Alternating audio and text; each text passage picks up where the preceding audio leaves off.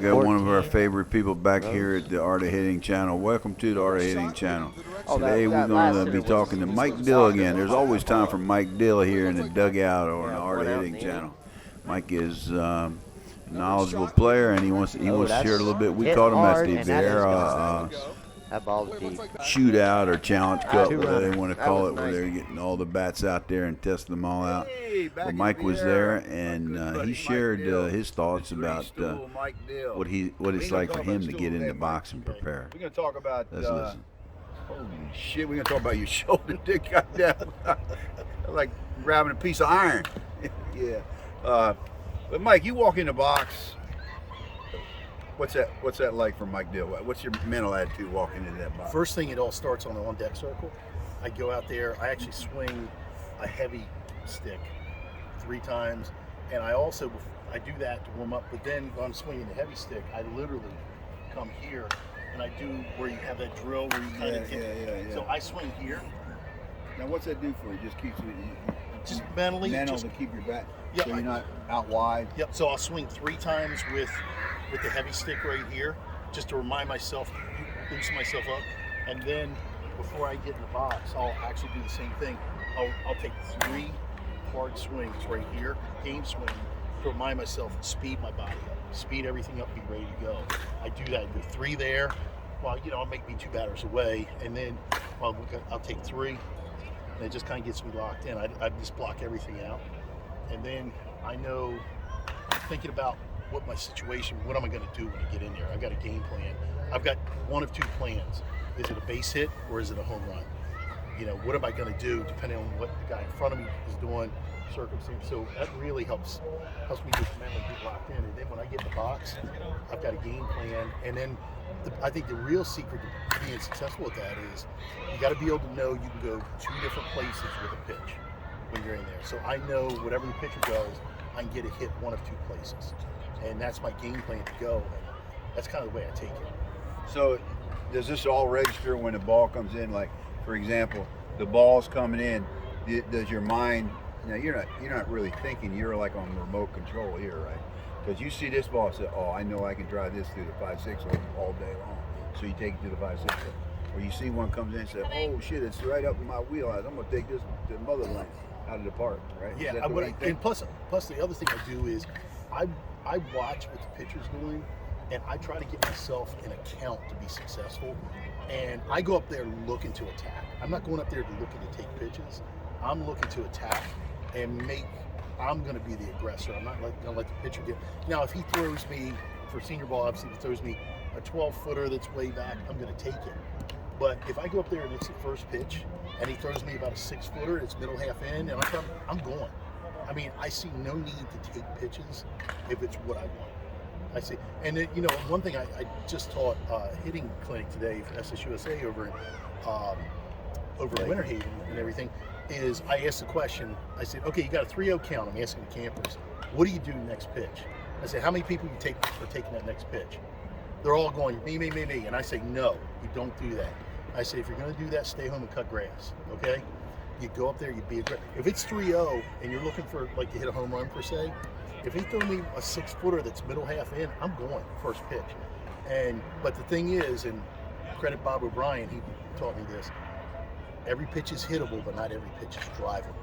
So I'm looking for a pitch that's drivable, and I'm at the advantage now because the pitcher's got to lay me in. So how do you differentiate between a pitch that's drivable and a pitch that's hittable? Depends on the circumstance. Like if you throw me, if I'm looking for a base hit, and the guy throws one up and away, and it's going to land out here, yeah, maybe if I'm looking for a base hit, that might be a pitch.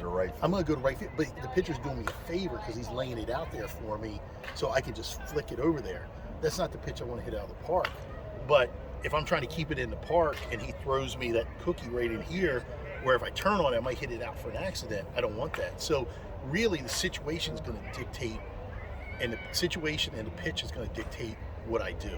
Now, if I got 2 strikes on me, then sometimes, you just gotta fight and go hard after it and trust your hands that you're gonna do something good, but try to put yourself in an advantage situation.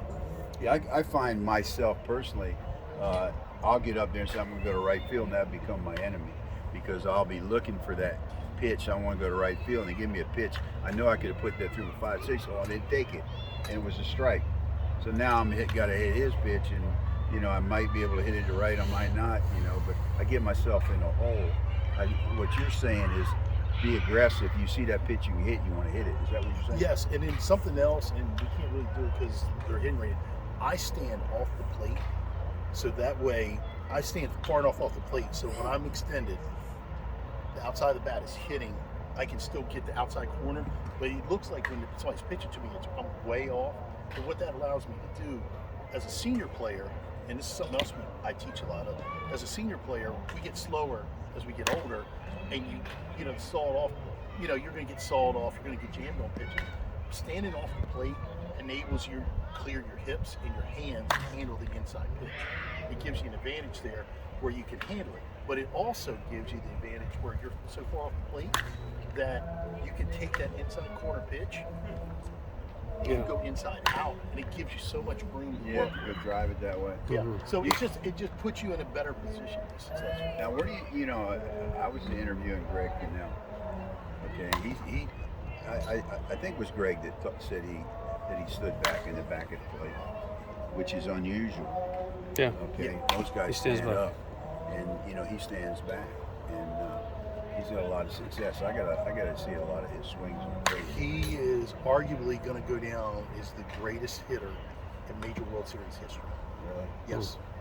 Because he's going to break every record. When do they play out here again? They don't play until The duel will be here in April, and then the Major World Series will be here in October. But I was last year. I was here for the Major World Series in October. He broke several of the records. I forget which ones. Brett would know, but I don't know if it was lifetime hits or home run. It was something, but he's top 5 on every category, if not leading. He's top 5. in all categories. Yeah, and here's the thing. He's played this level since he was a young guy. I remember playing against him in, gosh sakes, 15, 18 years ago when he first started playing. He's been at that level ever since he was a young guy. So he's been playing at the major level since he's probably early to mid-20s. Fantastic talent, great guy for the game, hard-nosed, plays the infield. And he's not a huge man. No, he's not. But here's the other thing that's really built important. like a stud. Here's the other thing that's really important, which makes him so great, is a lot of guys who break records stay in the game a long time. Catcher, DH, first baseman. He's playing second base, sometimes playing in the middle. Heck, last year at the duel, he was playing shortstop. So he's not playing Just a random position. he is actually a two-way player. And you know his hands are so fit. I mean, Well, I hope you enjoyed that from Mike Dill and his insights on how to approach getting in that batter box and get ready to hit. I'm going to approach the end of this in the context of, folks, we need your subscription. We're trying to get to 1,000. We're 85% there, so help us out now. Hit subscribe. Thanks.